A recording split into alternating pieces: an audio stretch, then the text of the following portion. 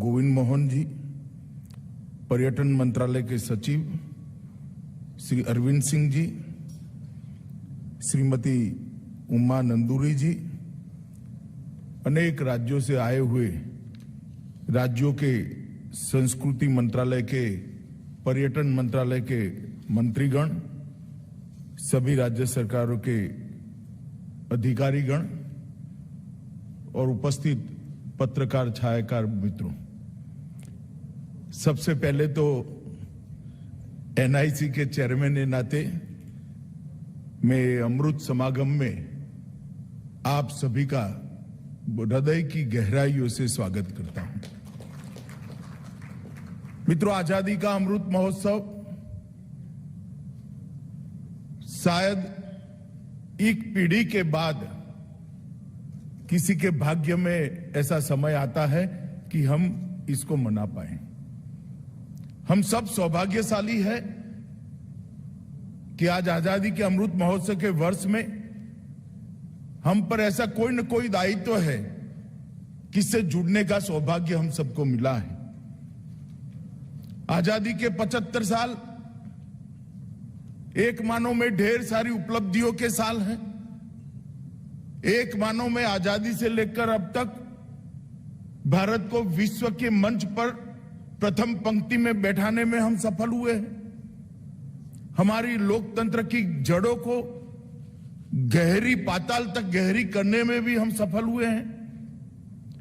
विकास के सभी क्षेत्रों में कई कीर्तिमान हम सबने संयुक्त पुरुषार्थ से रचे हैं और साथ साथ हमारी संस्कृति और हमारे इतिहास को भी संरक्षित और संवर्धित रखने में हमने सफलता प्राप्त की है।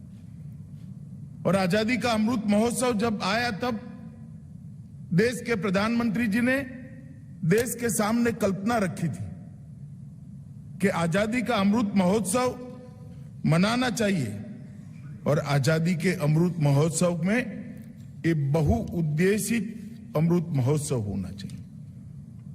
आजादी के अमृत महोत्सव के माध्यम से हमारी नई पीढ़ी को आजादी प्राप्त करने के लिए उस वक्त जो आजादी की जंग लड़े 1857 से लेकर 1947 तक, इतनी बड़ी 90 साल की जंग जो लोग लड़े उनका महिमा मंडन होना चाहिए। नई पीढ़ी को इनके बलिदान, त्याग, तपश्चर्या इसकी जानकारी मिलनी चाहिए और नई पीढ़ी वो देशभक्ति के जज्बे से तरबरोर होनी चाहिए। इसके साथ साथ आजादी के अमृत महोत्सव से लेकर आजादी के शताब्दी तक ये जो 25 वर्ष का कालखंड है उसको प्रधानमंत्री जी ने आजादी के अमृत काल के रूप में मनाने का एक फैसला लिया है। और ये 25 साल भारत को सर्वोच्च स्थान पर बिठाने के लिए 130 करोड़ की जनता का सामूहिक प्रयास कैसे हो और इसका परिणाम कैसे आए है, इस दिशा में सब एक दिशा में प्रयास करें। इसके लिए उन्होंने ये 25 साल के वर्ष को, कालखंड को अमृत काल के रूप में कहा है। इसके साथ ही आजादी के अमृत महोत्सव के वर्ष को उन्होंने संकल्प वर्ष के रूप में भी मनाने का निर्णय किया है और हम सबका आह्वान किया है, पूरी देश की जनता का आह्वान किया है कि आजादी के अमृत महोत्सव के वर्ष में हम व्यक्तिगत रूप से भी कोई न कोई संकल्प ले जो भारत को आगे बढ़ाए। हम सरकार की छोटी सी छोटी इकाई ग्राम पंचायत से लेकर देश की पार्लियामेंट तक हर संस्था एक संकल्प ले जो भारत को आगे बढ़ाए। सरकार के हर विभाग अपने लक्ष्य तय करे, संकल्प ले और जो देश को आगे बढ़ाए। मित्रों, ये संकल्प लेने का वर्ष है और ये 25 साल का अमृत काल संकल्प को सिद्ध करने का समय है। और जब आजादी की शताब्दी होगी तब ये करोड़ों संकल्पों का संपुट देश को महान बनाएगा। 12 मार्च 2021 को प्रधानमंत्री जी ने आजादी के अमृत महोत्सव की शुरुआत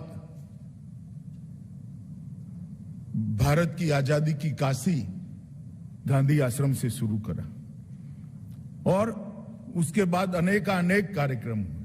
संस्कृति सचिव जी ने इसका डिटेल ब्यौरा दिया है, मैं इसकी डिटेल में जाना नहीं चाहता। 25,000 से ज्यादा कार्यक्रमों के माध्यम से देश के हर कोने में, हर जिले में, हर तहसील में, हर सरकार इन्वॉल्व हो, इस प्रकार से कार्यक्रम हुए हैं। परंतु हमने ये स्वीकार करना पड़ेगा कि अभी भी कुछ छूट गया है। कठिन समय आया है बीच में, कोरोना का कालखंड, इसकी दूसरी लहर, तीसरी लहर, ये सभी इसी कालखंड में है। इसके कारण कार्यक्रमों को हाइब्रिड मोड में करना पड़ा, ऑनलाइन भी करना पड़ा और जनता की भागीदारी जितनी मात्रा में होनी चाहिए इतनी नहीं हुई।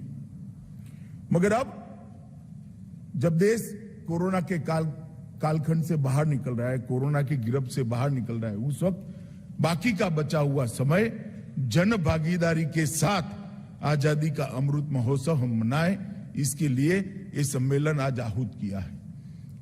2 दिन की संगोष्ठी के अंदर हमने ये तय करना है कि हर गांव की हिस्सेदारी कैसे आजादी के अमृत महोत्सव में हो, हर तहसील की हिस्सेदारी कैसे आजादी के अमृत महोत्सव के अंदर हो, हर जिले और हर प्रदेश की हिस्सेदारी कैसे आजादी के अमृत महोत्सव में हो। और देश, इतना बड़ा देश, इसके हर क्षेत्र की हिस्सेदारी किस प्रकार से आजादी के अमृत महोत्सव में हो, इसके लिए हमने कार्यक्रमों की रचना भी करनी है और कार्यक्रमों को सफल भी करना है। आजादी के अमृत महोत्सव को 5 लिंब में मनाने के लिए कल्पना रखी गई है। Freedom struggle, idea at 75, achievements at 75, action at 75 and resolve at 75। ये 5 लिंब के अंदर हमारे आने वाले समय का हमें प्लानिंग करना चाहिए। और मैं सभी राज्यों के मंत्री महोदयों को आग्रह करना चाहता हूं, सभी राज्य के सचिवों को भी आग्रह करना चाहता हूं, राज्यों की हिस्सेदारी, हर गांव की हिस्सेदारी कैसे बढ़े, ये हम सुनिश्चित करें। क्योंकि इसमें जितने लोग और विशेषकर युवा सम्मिलित हो गए, वो शताब्दी के वर्ष में आज देश को विश्व के सर्वोच्च स्थान पर बिठाने के लिए उनकी ऊर्जा ही काम आएगी।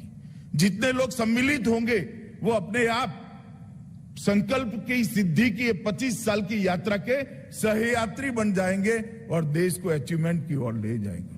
हमें मालूम नहीं है, जैसे किशन भाई ने कहा, 25 साल के बाद देश का प्रधानमंत्री कौन होगा, किस पार्टी की सरकार होगी, जिसकी भी होगी, मगर देश तो होगा।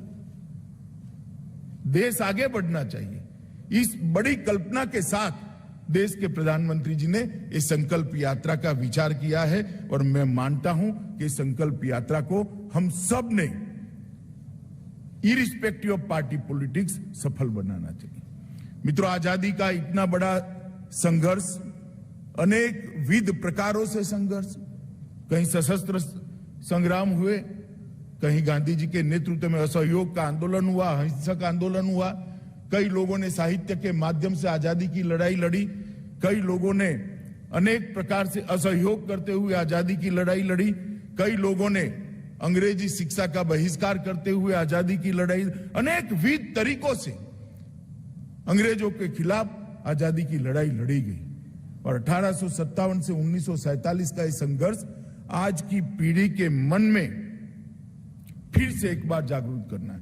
इसको सिर्फ इतिहास, इसकी जानकारी उनको नहीं दे सकता। अनेक घटनाएं, अनेक वीर नायक, अनेक विस्मृत नायक, उनका चरित्र उनके मानस पटल पर जीवित करना पड़ेगा, तब जाकर वो अपने आप को आजादी के संघर्ष के साथ जुड़ेगा। और एक बच्चा अगर आज आजादी के संघर्ष के साथ अपने आप को जोड़ देता है तो पूरे दिन, पूरे जीवन वो भारत के विकास को समर्पित रहेगा। इसमें आप कोई संशय मत रखिए।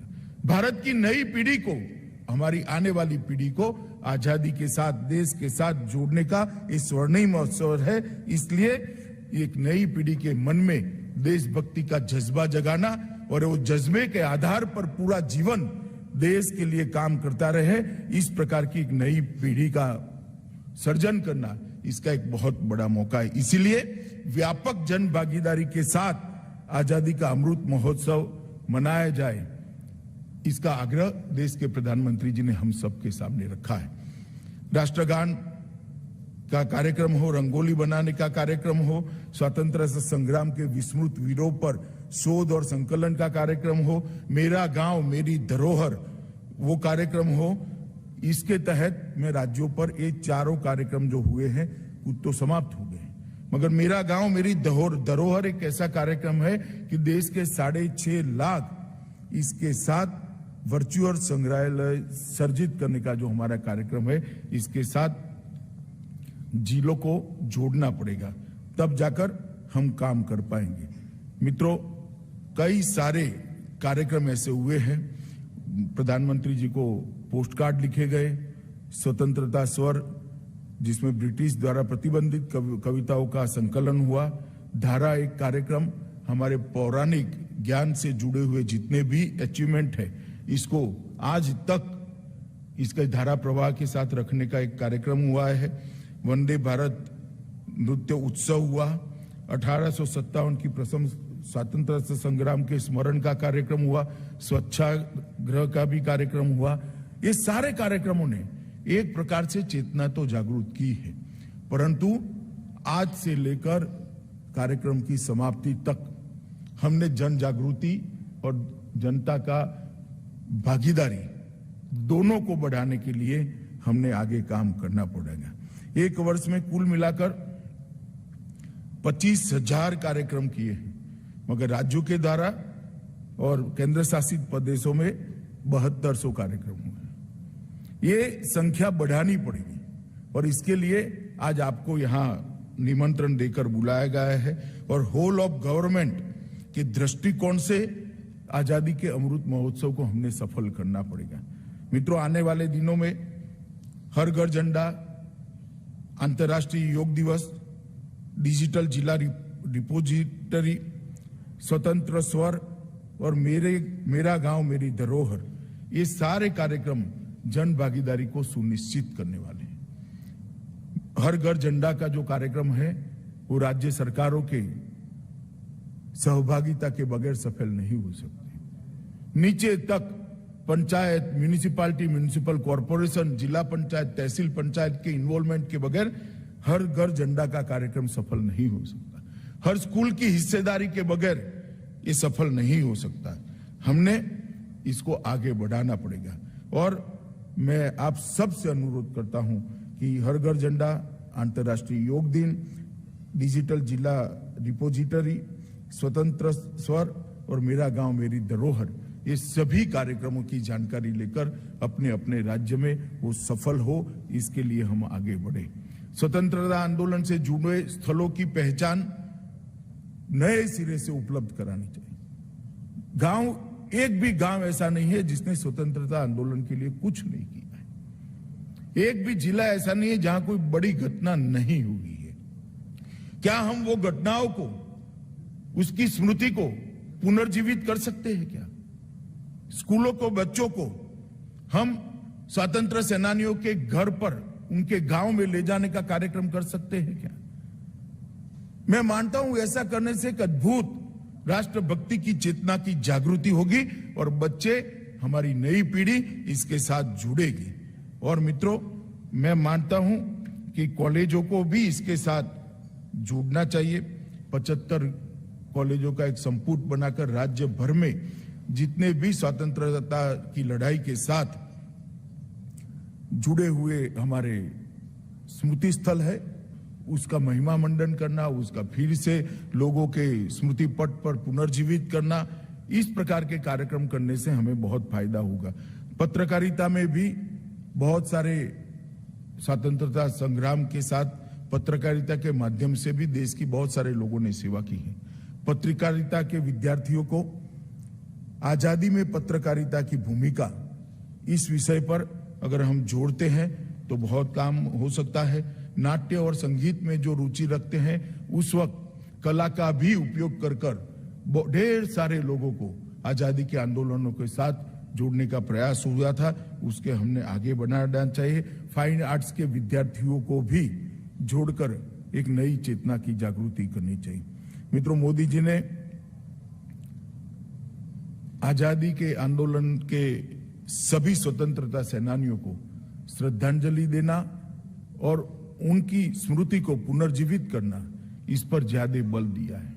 हम सब राज्य से आए हुए हमारे संस्कृति मंत्री और पर्यटन मंत्री यहाँ पर जो उपस्थित है, अपने अपने राज्य में जाकर इस विषय को नीचे तक परकोलेट करने के प्रयास करें, ये आप सभी से अपेक्षा है। और मित्रों, संकल्प ये आजादी के अमृत महोत्सव की आत्मा है। मैं आपको एक छोटी सी बात बताना चाहता हूं। 130 करोड़ नागरिक अगर छोटा छोटा भी एक एक संकल्प व्यक्तिगत भी ले ले तो कितनी बड़ी ऊर्जा हो सकती है। स्कूल का एक बच्चा एक संकल्प लेके मैं जीवन भर कोई टैक्स की चोरी नहीं करूंगा, और अगर ये संकल्प को आधा जीवन भी पालना करता है तो देश कितना आगे बढ़ सकता है। एक बच्चा संकल्प ले ले कि मैं कभी ट्रैफिक के नियमों का उल्लंघन नहीं करूंगा। एक बच्चा संकल्प ले ले कॉलेज में पढ़ता हुआ कि मेरी थाली में जूठा अन्न मैं नहीं छोड़ूंगा, अन्न को नहीं बिगाड़ूंगा। एक बच्चा संकल्प ले ले कि मैं हर आजादी के दिन को 15 अगस्त को आजादी को समर्पित मेरा एक सप्ताह किसी न किसी सेवा कार्य के साथ जोड़ दूंगा। कितना बड़ा परिवर्तन आ सकता है। और मित्रों, अगर हर नागरिक, देश का 130 करोड़ नागरिक एक व्यक्तिगत संकल्प छोटा छोटा भी ले ले, जो अपने लिए न हो, कोई दूसरे के लिए हो, कोई गांव के दलित के लिए हो, कोई गांव के गरीब के लिए हो, कोई गांव के अनपढ़ के लिए हो, अगर ये संकल्प कोई ले लेता है तो 130 करोड़ संकल्प का ये संपुट देश को महान बनाने के लिए बहुत बड़ा काम कर सकता है। देखने में चीज बहुत छोटी है, मगर 130 करोड़ लोग अगर इसको करते हैं तो इसकी ताकत भी बहुत बड़ी है। और मैं मानता हूं कि आजादी के अमृत महोत्सव, अमृत काल और शताब्दी तक का समय भारत को महान बनाने का समय है, भारत को दुनिया में सर्वोच्च स्थान पर बिठाने का समय है और भारत को विश्व गुरु बनाने का समय है। मोदी जी ने हम सबसे यही अपेक्षा रखी है। मित्रों, मेरा आप सभी से निवेदन है कि 2 दिन की संगोष्ठी के अंदर हम हमारे राज्य के अंदर कुछ स्थान आजादी के अमृत महोत्सव निमित्त परमानेंट ऐसे बनाए जो चेतना केंद्र बने। अब आप जाएंगे लाल किला पर तो देखेंगे लाल किला में किस प्रकार का परिवर्तन हुआ है। हम हमारे राज्य में क्या ऐसे एक दो स्थान चयनित कर इसको चेतना का केंद्र बना सकते हैं? कुछ ऐसे संकल्प प्रसारित करें जो अनेक लोगों को प्रेरणा दे कि मैं पढ़ लिख गया हूं, मैं एक प्रौढ़ अनपढ़ को पढ़ाऊंगा। इस प्रकार के कुछ संकल्प जो चेतना को फैलाने का काम करे, जो देशभक्ति को फैलाने का काम करे, देश के विकास को फैलाने का काम करे, इस प्रकार की कार्य योजना आप बनाकर जाएंगे, ऐसा मुझे विश्वास है। आज भारत सरकार के निमंत्रण पर आप सभी लोग यहां आए हैं। मैं फिर से एक बार आप सबसे करबद्ध निवेदन करना चाहूंगा कि नरेंद्र मोदी जी ने आजादी के अमृत महोत्सव से लेकर आजादी की शताब्दी तक का ये अमृत काल, जो संकल्प सिद्धि का काल, हम सब के साथ अपेक्षा रखा है।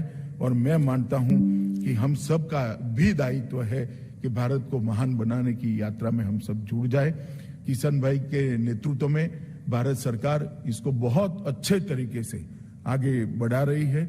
एक कोरोना का समय आ गया था, अब ईश्वर कृपा से और भारत सरकार के प्रयास से, राज्य सरकारों के प्रयास से कोरोना के बाहर हम निकले हैं। तब फिर से एक बार नई ऊर्जा के साथ ये यात्रा को हम आगे बढ़ाए, यही अपेक्षा है और यही आप सबसे विनंती है। वंदे मातरम।